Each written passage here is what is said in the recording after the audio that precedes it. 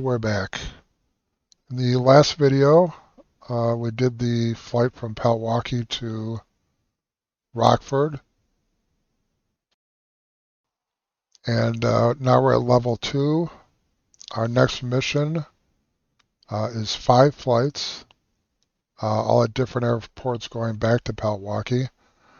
My plan, instead of flying these myself, I'm going to hire a pilot, have him fly all these, and then I'm going to rent another plane, probably a CJ4 or something like that, and start doing some higher profit runs with that.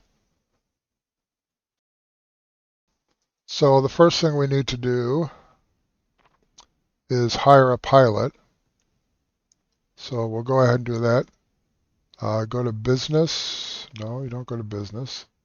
You go to world, hire employees.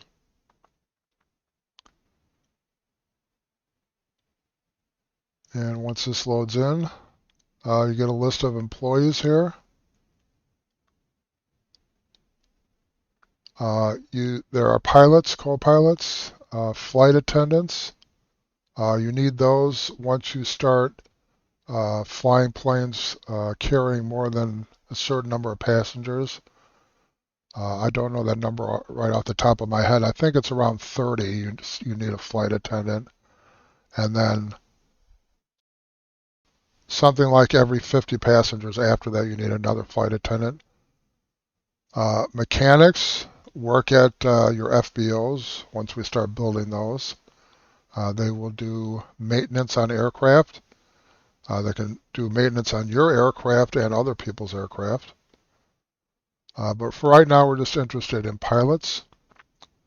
Now, the plane that I want to put him in is the TBM 930, which is a turboprop. And pilots all have certifications. So what they're certified, what type of plane they're certified to fly.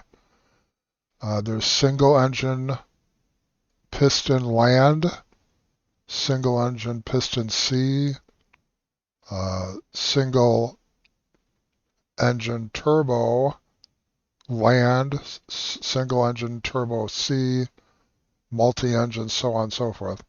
So we want to make sure that the pilot we hire is certified to fly a single engine turbo.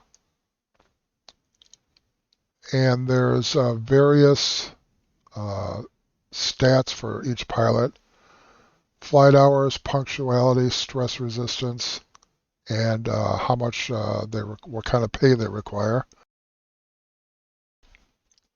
So you can sort any of these columns here.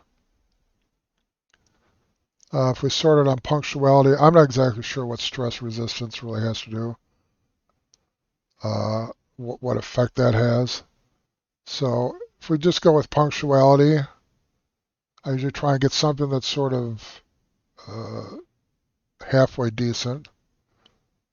235 is his requested wage.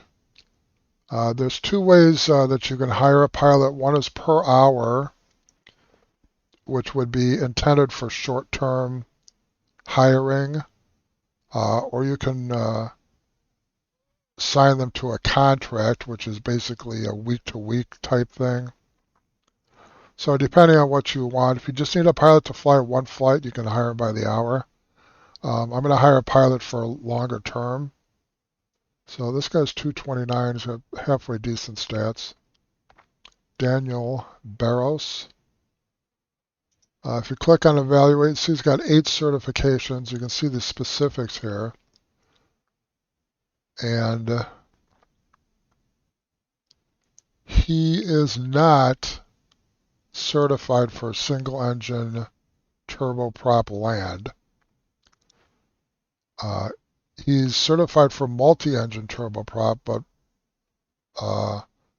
ironically that doesn't cover single engine, so we specifically need to get that. It's not necessarily realistic, but that's the way it is. So let us go and see about this guy.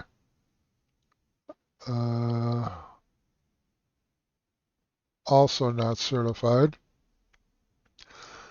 And there is a filter here. I should have done this to begin with. Single engine turboprop land is what we're looking for. That'll filter it, so that's all we're seeing now. So now, get somebody that isn't too, this isn't bad here. Stress resistance isn't that great, but again, I'm not sure how much of an effect that really has. So single engine turboprop land, that's what we're looking for. The pilots, once you hire them, you can train them to be certified in other aircraft. That does take time and money, though, but it's certainly something to look at. So I'm going to go ahead and hire him. You can see this is the hourly hiring. You would pay him $193 per flight hour with a guaranteed minimum per day, and you would hire him by the day. This is long terms, a contract. It's 90 credits per flight hour with a guaranteed minimum per week. So that's what we're going to do. We're going to hire him on contract, and you get to select where they start at. So we're going to have him start at Rockford, which is where his first flight is going to be. Go ahead and sign the contract. That was annoying. All right, so now he's at Rockford, all ready to go. So what we're going to do, we go back to our jobs here. One way of handling the AI is simply to do it like you would do your flight you were going to do, and that is start at one point, you go to another point, that's it. So basically one leg. A better way of doing it, though, is what they call work orders in OnAir, where you can set up multiple leg flights, and you can basically schedule a pilot's workday, what you want them to do. So what I'm going to have them do, there's a load at Rockford, and load at each of these airports going back to Chicago Executive. What I'm going to have them do is pick up this load at Rockford, go to Kankakee, pick up that load, go to Griffith, pick up that load, and then go back to Pewaukee and drop. And then I'm going to have them go to Kenosha, pick up that load, go to Southwest Michigan, pick up that load, and go back to Pewaukee. That will complete this whole mission, and I can schedule the entire thing at one time. So the way to do that is go to the aircraft, click on More, and Work Orders. I'm going to create a work order. Select the pilot, which is Alexei. And you see it comes up with this screen here. This is how you create work orders. It's a little confusing in the beginning, but once you get the hang of it, it's pretty easy to schedule entire workloads for a pilot. You can even schedule workloads while they're resting and have the work order start after they are rested and ready to go. But so for the first leg here, he's at Rockford. Now this shows any loads that are at the airport that is highlighted here, which there's only have one right now. So this is Rockford to Pewaukee. We're going to pick up this load. The destination now, we're not going to Pewaukee. We're going to go to Kankakee and pick up the load there. So the destination is Kankakee. How much fuel you want to load. I should have checked to see how much fuel was on board, but we can go ahead and, I don't want to get too much fuel though as we add weight here. It's going to be a problem. Actually, I'm going to go back and check how much fuel is on this aircraft to begin with. Details. Right, so we've got 56.8 gallons of fuel, so just so we know that. So we can go back now to the work order. So 56.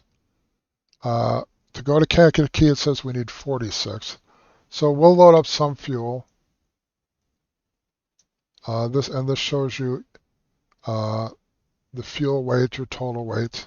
You obviously can't exceed your total weight. So we'll put it, well, 155 gallons. That's fine.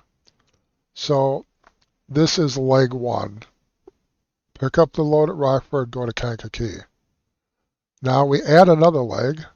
So now it automatically, for the most part, figures out what's going on here for you. Now you're at Kankakee. It shows that you have 2 passengers on board. Those are the ones that you picked up at Rockford. So we're at Kankakee. We're going to pick up this load at Kankakee. And again, we're not going back to Palwaukee yet. We're going to go to Griffith Maryville, 05C. So now you'll notice we have 5 passengers, 2 from Rockford, 3 from Kankakee. Now we're going to go to Griffith Maryville. I'm just going to leave the fuel where it's at. We only need 37 gallons, but I might as well load it up. So now we're going to add another leg. So now we're at Griffith Maryville with the 5 passengers we picked up before. We're going to load the passengers at, or the cargo, I guess it is, at Griffith Maryville. And now we're going to go back to Palwaukee. 39 gallons needed. We'll just leave this where it's at. And add a leg. So now you notice when we leave Griffith, we've got 5 passengers and 1 cargo. Now we go to Palwaukee. Now it will automatically offload anything that you have when you land at an airport, anything that's supposed to go to that airport, it will offload automatically for you. So now you see we have 0 cargo, 0 passengers. If I was smart, I'd probably look and see if there was something at Palwaukee going to Kenosha, but not a huge deal. So that is our next leg. Dropped everything off at Palwaukee. Now we're going to deadhead to Kenosha. And again, I'm just going to leave the fuel where it's at. It will just continually fuel up to this level each airport. One thing you do have to keep in mind, though, is you got to pay attention. Most of these airports are, I know from experience, have FBOs there. So, and they have fuel. Not every airport has fuel, especially the very small ones may not have an FBO. They may not have fuel. You got to pay attention to that because you're going to end up getting stuck at an airport with not enough fuel to go anywhere and no way of getting fuel. There is a way out of that, and we'll discuss that if we run into it, but just something to keep in mind. So we're going to Kenosha. That's the leg, Palwaukee to Kenosha. Add another leg. Now you see the load here at Kenosha. Pick that up. From Kenosha, we're going to go to Southern Michigan, BEH, Southwest Michigan.